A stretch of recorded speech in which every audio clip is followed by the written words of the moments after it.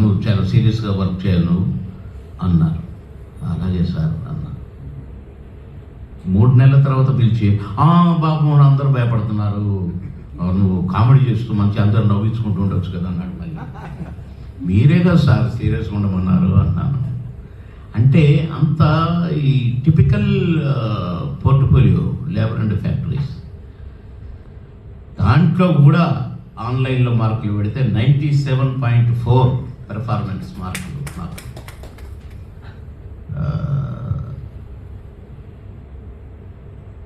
ఇటు లేబర్ లీడర్స్ని కాపాడుకోవాలి, మేనేజ్మెంట్ని కాపాడుకోవాలి. తాజ్మహల్ హోటల్లో ఒకడు నక్సలైట్ చేరాడు ఇందులో వర్కర్లో. ఆ హాల్ ఆల్మోస్ట్ తాజ్మహల్ క్లోజింగ్కి వచ్చేసింది, అంత వర్క్ తెచ్చాడు వాడు. ఇది నాకు ఈ లేబర్ అంటే ఈ 2-3 పోస్టుల తర్వాత జాయింట్ కమిషనర్ అక్కడ నా దగ్గరికి లాస్ట్లో వస్తాయి. ఒక కోర్టు ఉండేది ఒక లేబర్ మినిస్టర్కి, నా కోర్టుకు వచ్చింది. అది నేను పరిష్కరించాను, నేనే నవ్వుకున్నా రూమ్లో పోయి.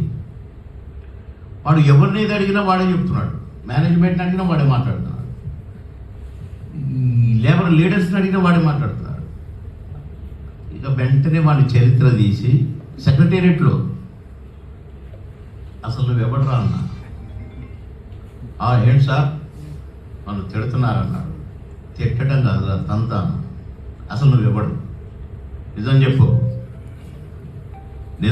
అని సీరియస్గా అనేసరికి వాడు గచ్చును వణికిపోయాడు. వాడు నక్సలైట్ చేరి వర్కర్గా చేరి మొత్తం మేనేజ్మెంట్ని కింద మీద చేసిన వాడు.